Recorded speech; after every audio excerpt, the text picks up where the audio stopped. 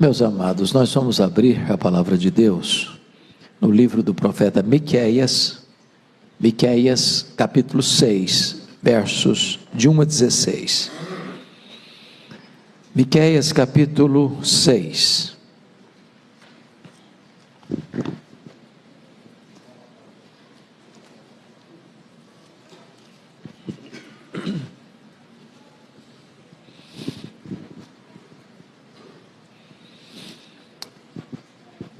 Esse texto diz o seguinte: Deus e o seu povo em juízo, é o título que deram a esta passagem. Ouvi agora o que diz o Senhor: levanta-te, defende a tua causa perante os montes, e ouçam os outeiros a tua voz. Ouvi, montes, a controvérsia do Senhor, e vós, duráveis fundamentos da terra, porque o Senhor tem controvérsia com o seu povo, e com Israel entrará em juízo. Povo meu, que te tenho feito? E com que te enfadei? Responde-me. Pois te fiz sair da terra do Egito, e da casa da servidão te remi, e enviei adiante de ti Moisés, Arão e Miriam. Povo meu, lembra-te agora do que maquinou Balaque, rei de Moabe, e do que lhe respondeu Balaão, filho de Beor, e do que aconteceu desde Sitim até Gilgal, para que conheças os atos de justiça do Senhor. Com que me apresentarei ao Senhor, e me inclinarei ante o Deus excelso? Virei perante ele com holocaustos, com bezerros de um ano? Agradar-se ao Senhor de milhares de carneiros, de 10.000 ribeiros de azeite? Darei meu primogênito pela minha transgressão, o fruto do meu corpo pelo pecado da minha alma? Ele te declarou, ó homem, o que é bom, e o que é o que o Senhor pede de ti: que pratiques a justiça, e ames a misericórdia, e andes humildemente com o teu Deus. A voz do Senhor clama a cidade, e a verdadeira sabedoria temer-lhe o nome. Ouviu a tribos, aquele que a cita. Ainda há na casa do ímpio os tesouros da impiedade, e o detestável é faminguado? Poderei eu inocentar balanças falsas e bolsas de pesos enganosos? Porque os ricos da cidade estão cheios de violência, e os seus habitantes falam mentiras, e a língua deles é enganosa na sua boca. Assim também passarei eu a ferir-te, e te deixarei desolada por causa dos teus pecados. Comerás e não te fartarás, a fome estará nas tuas entranhas. Removerás os teus bens, mas não os livrarás, e aquilo que livrares eu entregarei à espada. Semearás, contudo não cegarás, pisarás a azeitona, porém não te ungirás com azeite. Pisarás a vindima, no entanto não lhe beberás o vinho. Porque observaste os estandartes de Onri, e todas as obras da casa de Acabe, e andaste nos conselhos deles. Por isso, eu farei de ti uma desolação, e dos habitantes da tua cidade um alvo de vaias. Assim trareis sobre vós mesmos o opróbrio dos povos. Meus irmãos, esse texto é soleníssimo. Ele é um texto confrontador. Nós gostaríamos de passar por cima dele e nem sequer olhar para ele, mas ele está na Bíblia. Ele é um texto inspirado,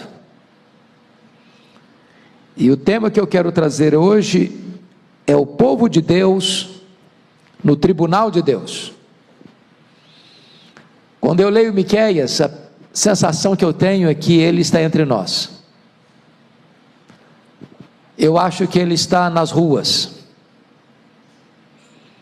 Eu acho que ele é mais atual do que os nossos periódicos, do que os jornais que circulam, que os mais atuais meios de comunicação. Quando eu leio Miqueias, me parece que ele está fazendo um diagnóstico, não de Israel há 2.700 anos, mas um diagnóstico de Brasília, de São Paulo, do Rio de Janeiro, de Nova York, de Tóquio, de Paris. A sensação que eu tenho é que ele está fazendo uma radiografia do mundo de hoje.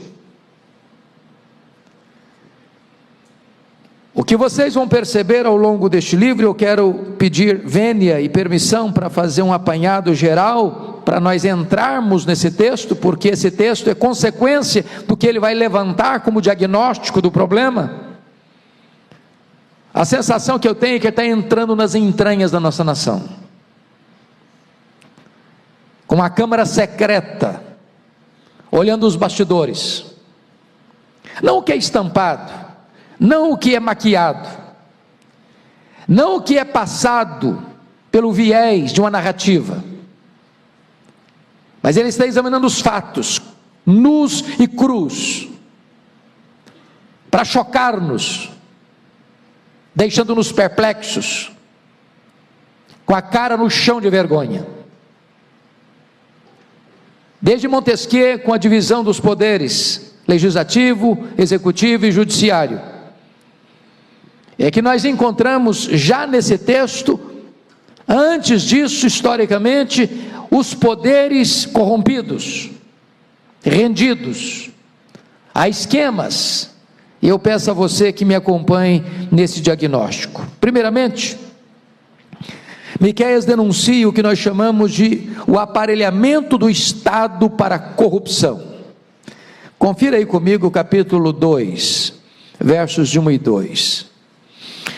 Ai daqueles que no seu leito imaginam a iniquidade e maquinam o mal, à luz da alvo praticam, porque o poder está em suas mãos. Se cobiçam campos, os arrebatam, se casas as tomam, e assim fazem violência a um homem e a sua casa, a uma pessoa e a sua herança. Chama a sua atenção para esse fato.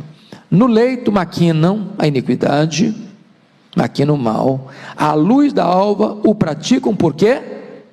Porque o poder está em suas mãos. Para fazer o mal, maquinado no coração, no recôndito do leito, é porque o poder está nas mãos. E se o poder está nas mãos, é porque o sistema foi rendido, porque a máquina está a serviço do mal, porque os poderes constituídos estão conluiados e mancomunados para essa prática. Eles não só desejam o mal, eles têm poder de fazê-lo. A máquina está na mão deles. Segundo lugar, vejam comigo o capítulo 3, verso 2, que tem um problema mais grave ainda. Miqueias detecta, diagnostica uma inversão de valores dessa sociedade. 3:2 diz assim: os que aborreceis o bem e amais o mal. Irmãos, isso é impressionante, porque aqui tem um sentimento de paixão, de aborrecimento e de amor. Não é uma questão de lógica, não é uma questão racional, não é uma questão de entendimento, é uma questão de paixão. E a paixão leva o homem a uma inversão de valores, onde você aplaude o que você deveria reprovar, e você reprova o que deveria aplaudir. A sociedade da época de Miqueias aborrecia o bem e amava o mal. Nas palavras do profeta Isaías, seu contemporâneo, chamam luz de trevas e trevas de luz, o amargo de doce e o doce de amargo. Parece que é isso que nós estamos assistindo hoje. As pessoas promovem aquilo que traz vergonha, as pessoas incentivam aquilo que deveríamos ter constrangimento, as pessoas escarnecem e motejam da virtude. Mas tem mais. Note comigo que no capítulo 3, prosseguindo, ele vai tratar de uma exploração que quase não é humano dizer. A exploração era uma exploração que nós, permissão da palavra, uma exploração canibal. Olha comigo aí, no versículo 2 ainda, a parte B: e deles arrancais a pele e a carne de cima dos seus ossos. Verso 3: que comeis a carne do meu povo, e lhe arrancais a pele, e lhe esmiuçais os ossos, e os repartis como que para a panela, e como carne no meio do caldeirão. Para mim está parecendo que ele entrou numa tribo canibal, está descrevendo essa tribo. Gente que mata gente para comer, não poupa a pele, não poupa a carne, e rói até os ossos. Essa é uma linguagem pesada demais, de uma exploração impiedosa. É isso que estava acontecendo há 2.700 anos na sociedade de Israel. Mas tem mais. Veja comigo, por gentileza, meus amados irmãos, que nesse sistema dos 3 poderes, desde Montesquieu, é que quando, por exemplo, você tem um poder legislativo e um poder executivo, e esses poderes, porventura, saiam dos trilhos da verdade, da justiça, da probidade, da lisura no trato público, existe um poder regulador, existe um poder que vai requerer que a verdade seja feita, que a justiça seja restabelecida, que a lei seja cumprida. É o poder judiciário. Como é que estava esse sistema lá em Israel? Veja comigo, capítulo 3, verso 11: os cabeças dão as sentenças por suborno,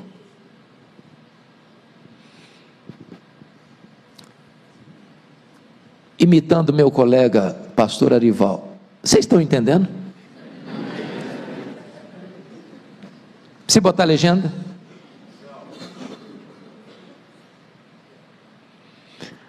Eu gosto do símbolo da justiça: uma mulher com a balança na mão, com os olhos vendados. Significa que a justiça não olha a capa do processo, julga pelos autos do processo. A justiça não tem partido, não tem lado. O lado dela é o lado da justiça. Doa em quem doer. Mas o profeta Miqueias está denunciando o poder judiciário da sua nação, que eles julgavam por suborno. Nos bastidores, o que determinava uma sentença era grana, era dinheiro, era poder. Eram comprados. Mas tem mais. Para mim, aqui está o ponto mais crítico ainda. Capítulo 7, verso 3. Confira aí comigo.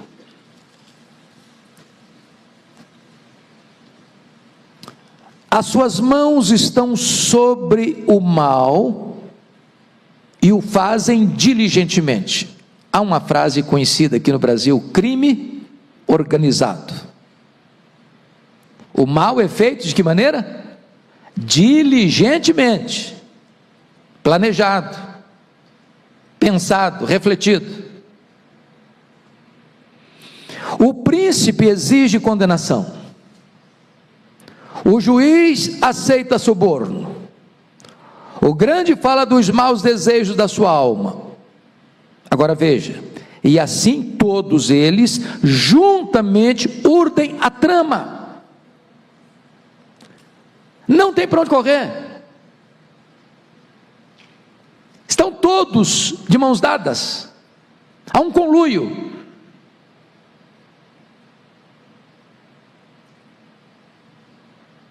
Nos bastidores a coisa já está definida.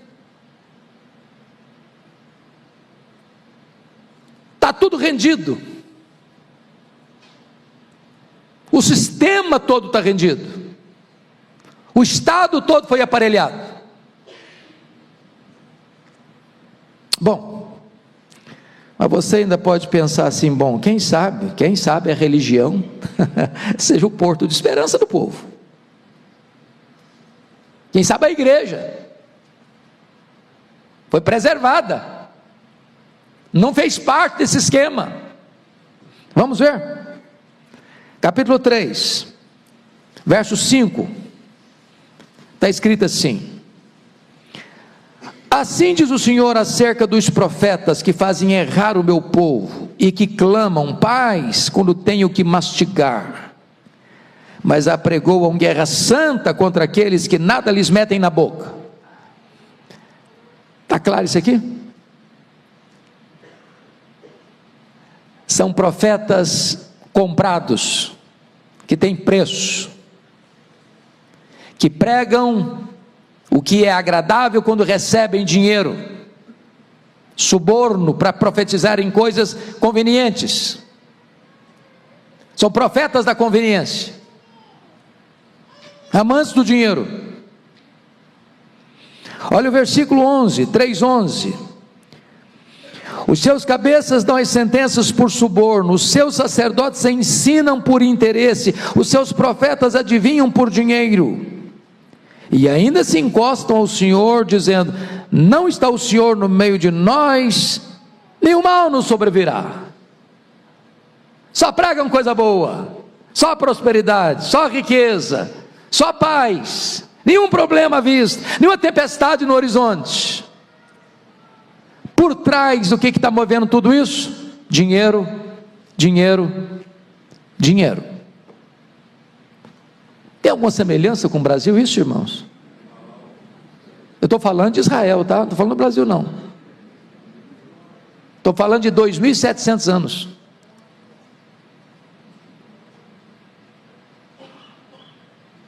Mas talvez você diga assim: bom, já que os poderes constituídos estão corrompidos, já que a religião está corrompida, existe ainda uma reserva moral na sociedade. Qual é a reserva moral da sociedade? A família. A família. Como é que estava a família? Olha o capítulo 7, versículo 6. Porque o filho despreza o pai, a filha se levanta contra a mãe, a nora contra a sogra. Os inimigos do homem são os da sua própria casa. Bom, agora então está tudo redido mesmo. Sobrou alguma coisa? Não, tem mais coisa ainda. Olha comigo o capítulo 7, verso 2. Olha o que ele vai dizer: pereceu da terra o piedoso, e não há entre os homens um que seja reto. Todos espreitam para derramar sangue, cada um caça a seu irmão com rede. Ou seja, os relacionamentos não são confiáveis, nem dentro da família. Isso é o caos. A sociedade humana caminha para isso. A desconstrução dos valores caminha para isso. Os ideólogos do chamado marxismo cultural incentiva isso. É esse o contexto, irmãos, é esse o contexto para o texto que nós lemos. Então agora vamos voltar para o texto, capítulo 6, porque a cena do capítulo 6 é a cena de um grande júri, de um grande tribunal de júri. Deixa eu fazer uma perguntinha: quantos aqui já tiveram a oportunidade de assistir um tribunal de júri? Quantos? Levanta a mão, só para eu saber. Temos o nosso querido juiz aqui. Pode continuar com a mão levantada, eu não vi direito. Ok.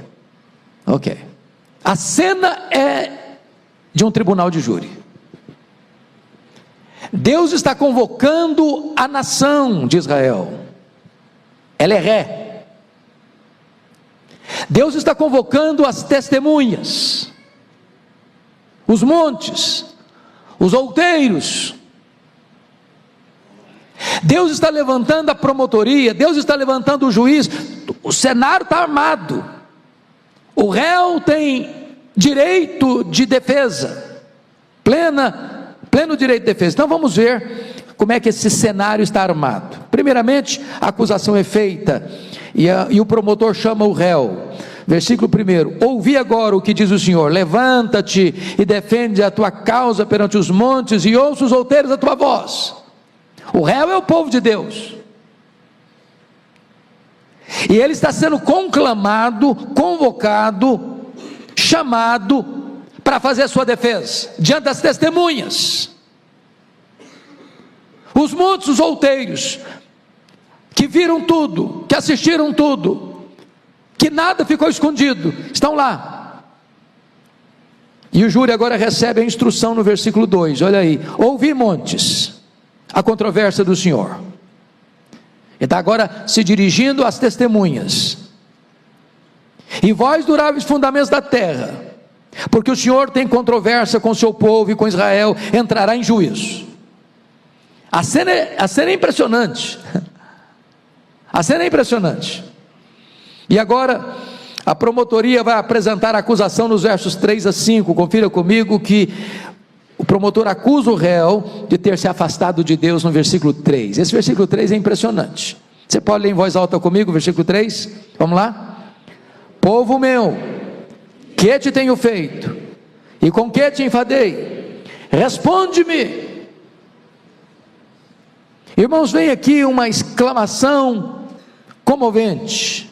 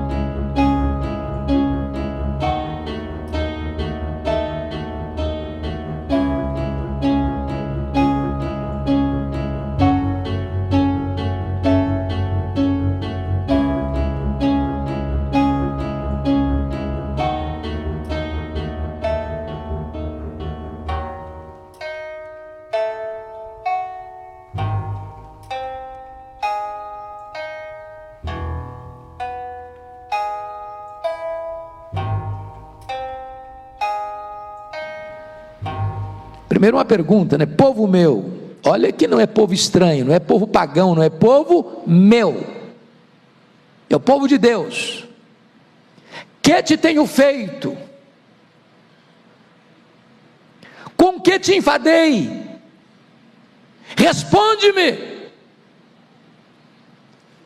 Porque a reação do povo de Deus com esse diagnóstico que nós levantamos aqui, dava a impressão que Deus só tinha feito mal para eles, que eles estavam enfadados de Deus,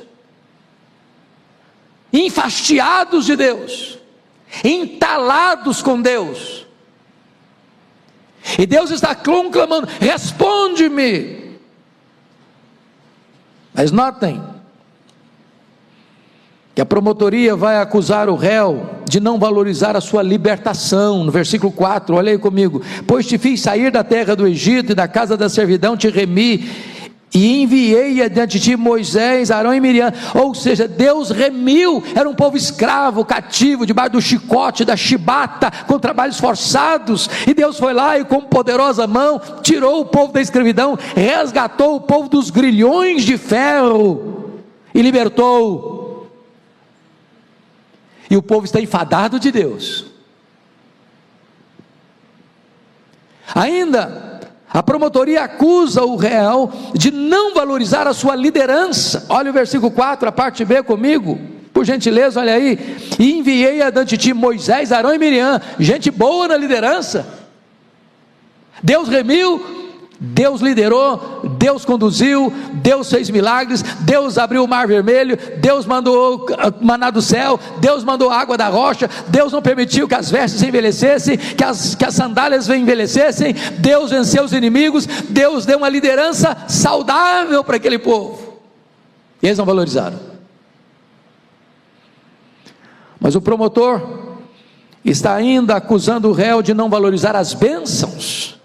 Olha comigo o versículo 5, povo meu, lembra-te agora, preste atenção nisso, lembra-te agora. Irmãos, nós temos o mesmo problema, nós temos uma memória fraca para lembrar as bênçãos, fraca, e muito afiada para reclamar, para murmurar. Então Deus diz, lembra-te agora do que maquinou Balaque, rei de Moabe, e do que lhe respondeu Balaão. Qual foi a questão? O Balaque contratou o Balaão para quê? Para amaldiçoar o povo. O que o Balaão conseguiu fazer? Abençoar o povo. E o Balaão chegou à conclusão, não dá para amaldiçoar a quem Deus resolve abençoar. Você é um abençoado de Deus, você é um alvo das bênçãos de Deus. Mas notem, e do que aconteceu desde Sitim até Gilgal. Que geografia é essa?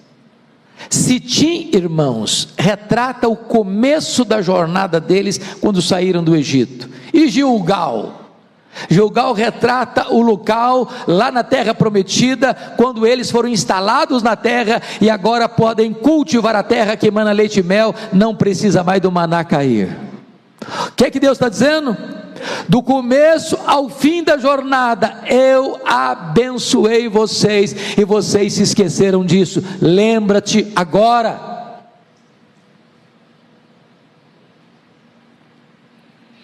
Pois bem, diante dessas acusações da promotoria, vem agora em segundo lugar, nessa cena do tribunal de júri,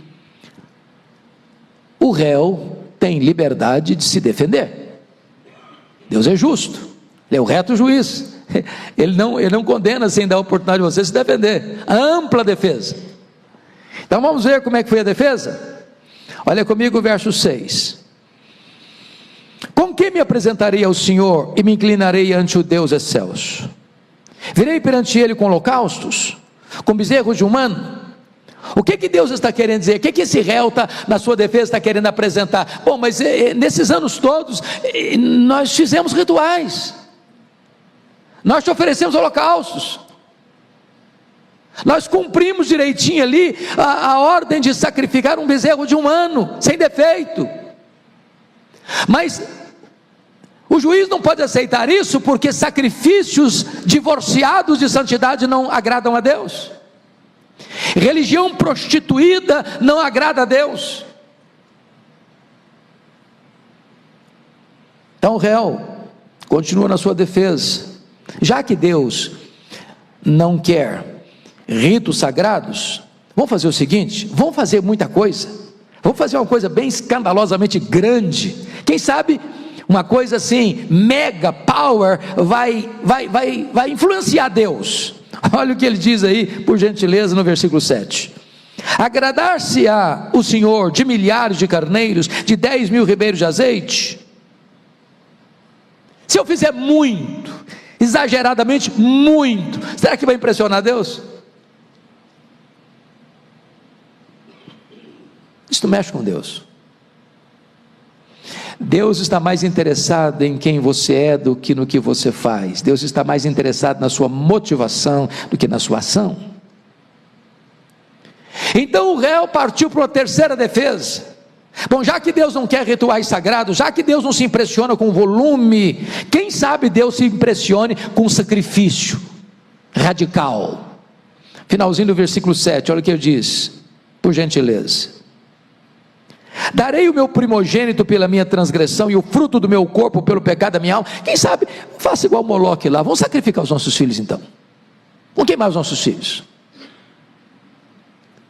vamos seguir um ritual macabro, vamos radicalizar. Não impressiona Deus. Defesa pífia, inócua, fraca,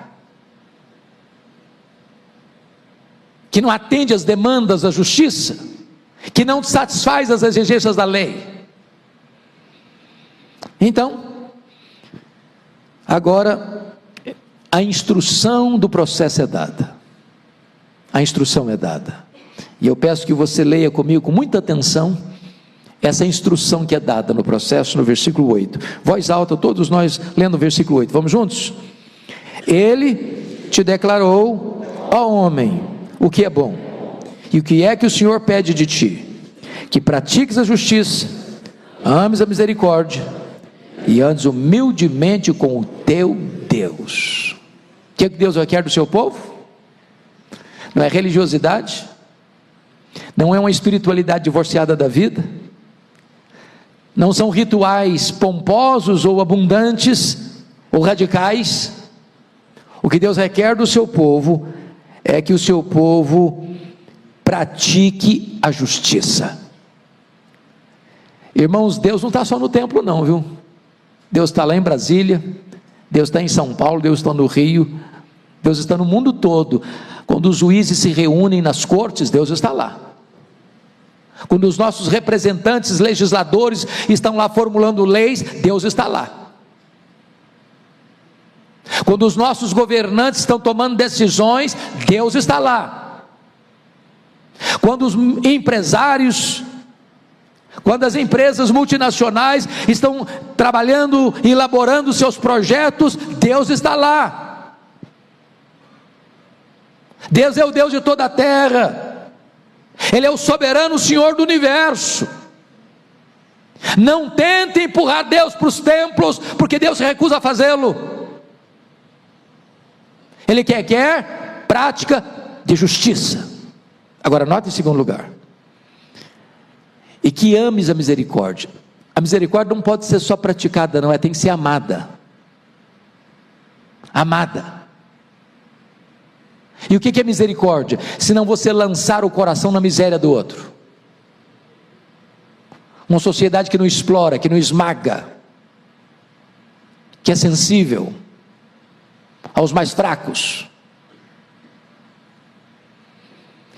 Mas veja o terceiro lugar: e andes humildemente com o teu Deus. E aqui, irmãos amados, vamos entender isso. Hoje se fala muito de um Estado laico. O Estado é laico.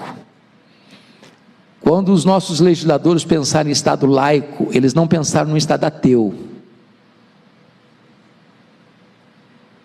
Estão dizendo que nenhuma religião pode sobrepor-se a outra nessa conjuntura política.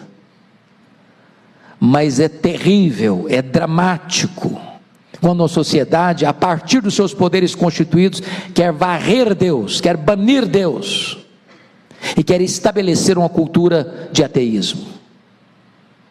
Porque é impossível que os dois primeiros requisitos sejam cumpridos, a prática da justiça e o amor à misericórdia, sem que se ande humildemente com Deus. Aqui está a base, esta é a raiz, os outros dois são frutos da raiz. Pois bem, avançando nesse júri, tribunal de júri, vemos agora o julgamento concluído, nos versos 9 a 16. Primeira coisa aqui, que o juiz ordena que o réu ouça a sua sentença. Olha comigo o versículo 9. A voz do Senhor clama a cidade, é verdadeira sabedoria temer-lhe o nome. Ouve, ó tribos, aquele que a cita, veja que cita aí, está com C.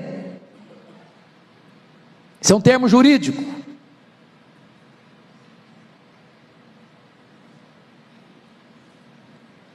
Segundo, o juiz mostra os dispositivos que o réu infringiu, dos versos 10 a 12. Primeira coisa que foi infringido, irmãos, o crime das riquezas mal adquiridas. Olha o versículo 10: ainda há na casa do ímpio os tesouros da impiedade, o detestável Efa minguado. O que é tesouro da impiedade, irmãos? É o camarada que ganha dinheiro, o falcatrua. É a empresa que ganha uma licitação, porque fez negociata nos bastidores, para abastecer a conta bancária dos poderosos. O que é dinheiro da impiedade? É o dinheiro ganhado desonestamente, é o dinheiro que entra lá na conta, mas não é limpo. Não, Deus está interessado só na igreja, só no culto, só na música, só no louvor, só glória a Deus, aleluia, levantar a mão. Não, Deus está interessado, é lá no comércio sim, é lá na indústria sim, é lá nas negociações sim.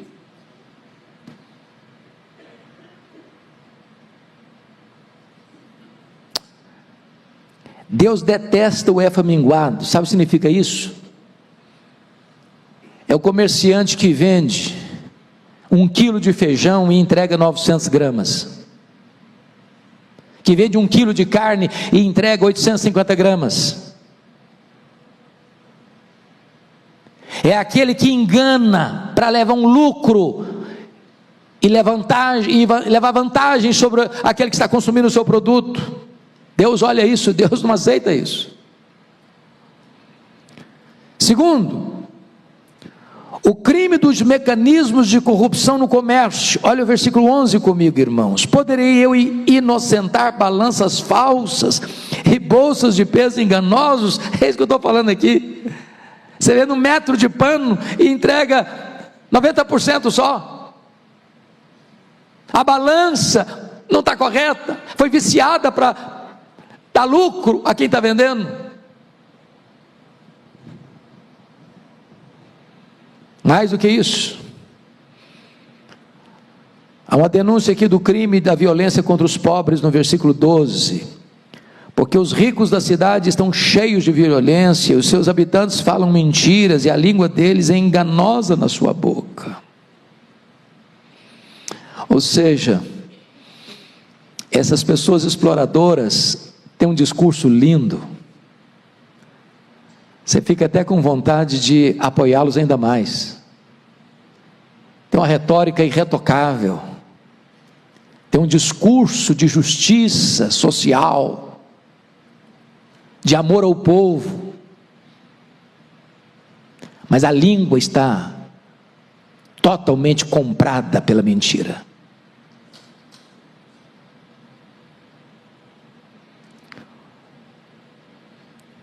Então, o texto vai passar para a conclusão da cena desse tribunal de júri, quando o juiz vai aplicar a sentença. A primeira coisa é que o réu terá que colher o que plantou. Olha o versículo 13 comigo. Está escrito assim: assim também passarei eu a ferir-te, e te deixarei desolada por causa dos teus pecados. O que o homem semear, isso ele também ceifará.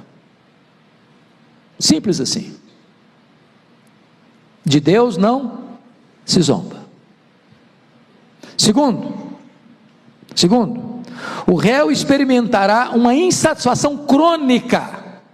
Preste atenção comigo no versículo 14: comerás e não te fartarás, a fome estará nas tuas entranhas, removerás os teus bens, mas não os livrarás, e aquilo que livrares, eu entregarei a espada. Meus irmãos, vamos entender isso aqui.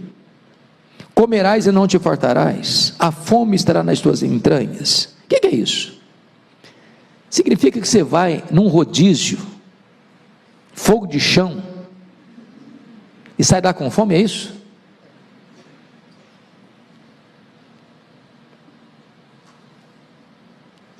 Significa que você vai para um restaurante, não vou nem falar em outras bebidas, você toma os melhores sucos, sai de lá com sede, é isso? Não. O que ele está dizendo é que toda riqueza mal adquirida, adquirida com injustiça, com violência, com mentira, com engano, com engodo, com farsa, A pessoa tem, e tem mais, e tem mais, e tem mais, e tem mais, e tem mais, e ela nunca fica satisfeita. É a tão insatisfação crônica. Sabe por quê? Deus não deixa ela ter satisfação. Deus não deixa. Irmãos, o contentamento é fruto da piedade. A piedade com contentamento é grande fonte de lucro. Mas o amor do dinheiro é raiz de todos os males, e aqueles que querem ficar ricos caem em tentação e cilada, e atormentam a sua alma com muitos flagelos, e muitos nisso aí perderam a fé. Pode ter certeza disso, tem muita gente aí dormindo em camas de marfim, em lençóis de fio egípcio, em travesseiros de pena de ganso, em camas macias e confortáveis, nas suítes mais luxuosas, nos hotéis mais caros do mundo, e não tem descanso, e não tem paz, e não tem satisfação, e tem um vazio crônico na alma, e Deus nunca vai deixar que esse vazio seja satisfeito.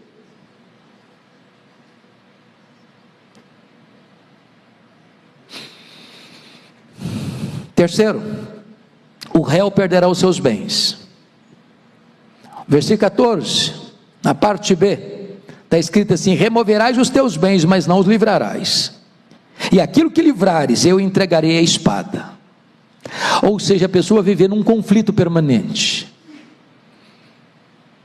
É por isso que João Batista acertou, quando ele preferiu ir para a cadeia a negociar princípios, porque é melhor você estar preso com a consciência livre, do que estar livre com a consciência presa.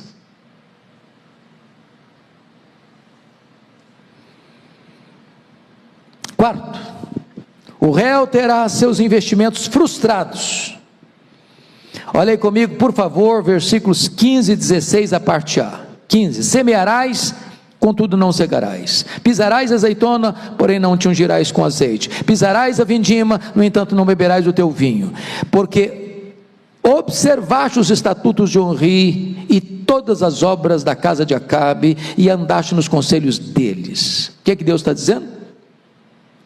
Que a falsa religião conduz o homem a um caminho de ética torta.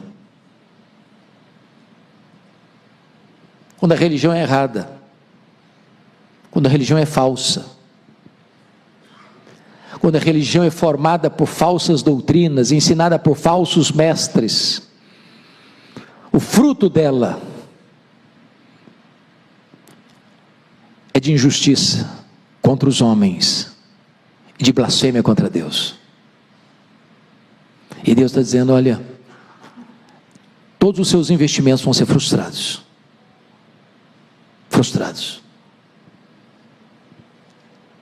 E agora está na hora do réu se levantar para escutar a sentença final do juiz. Qual a sentença final do juiz nesse tribunal de júri? Confira comigo o versículo 16, a parte B. Por isso, eu farei de ti uma desolação, e dos habitantes da tua cidade um alvo de vaias, assim trarei sobre vós o opróbrio dos povos. Sabe o que está acontecendo aqui? 70 anos de cadeia, 70 anos de cativeiro, 70 anos em que esse povo vai ser arrancado da sua terra, o templo vai ser destruído, suas casas vão ser destruídas, suas lavouras vão ser destruídas, suas propriedades vão ser destruídas, eles vão ser arrancados da sua terra e vão ser levados para a Babilônia. 70 anos, 70 anos, 70 anos de cativeiro.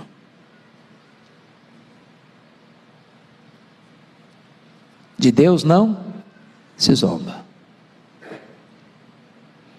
Bom, mas sabe o que me encanta em Deus? É que talvez você e eu digamos assim: bem feito, toma agora, hã?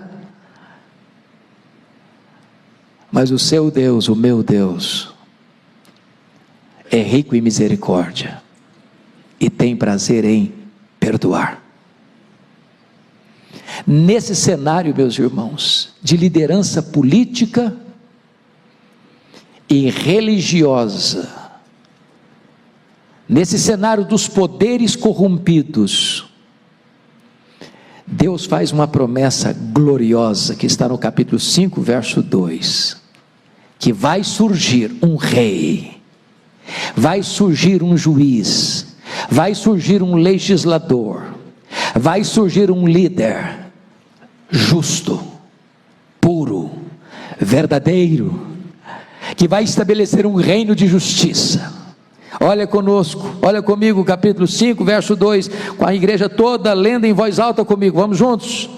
E tu, Belém Efrata, pequena demais para figurar como grupo de milhares de Judá, de ti me sairá o que há de reinar em Israel, e cujas origens são desde os tempos antigos, desde os dias da eternidade. Ele vai fazer o quê? Ele vai reinar, ele vai reinar, ele vai reinar, e ele está reinando hoje, no seu, no meu, no nosso coração, e onde ele reina, aí há a prática da justiça, aí há o amor, a misericórdia, e aí você anda humildemente com Deus. Segundo lugar, você diz: meu Pai, e os meus erros, e os meus pecados, e as minhas transgressões, e o que eu já fiz de errado, como é que vai ser? Confira comigo o capítulo 7, por gentileza, versos 18 e 19, a igreja toda lendo comigo de novo, vamos juntos?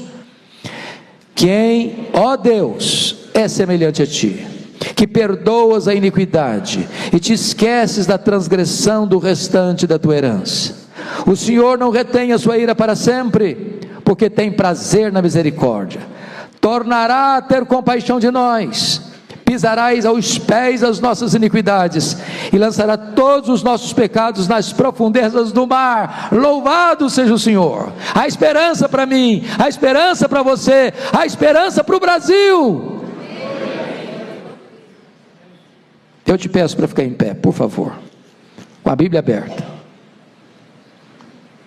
Capítulo 7, verso 7, nós vamos encerrar com a leitura desse texto, com voz bem clara, 7:7, toda a igreja comigo, vamos juntos? Eu, porém, olharei para o Senhor, e esperarei no Deus da minha salvação, o meu Deus me ouvirá. Aleluia! Num cenário tão doloroso como o Brasil enfrenta hoje, esse texto traz esperança para o meu coração. Eu convido você de novo para lermos juntos, vamos juntos. Eu, porém, olharei para o Senhor, e esperarei no Deus da minha salvação, o meu Deus me ouvirá. Aleluia!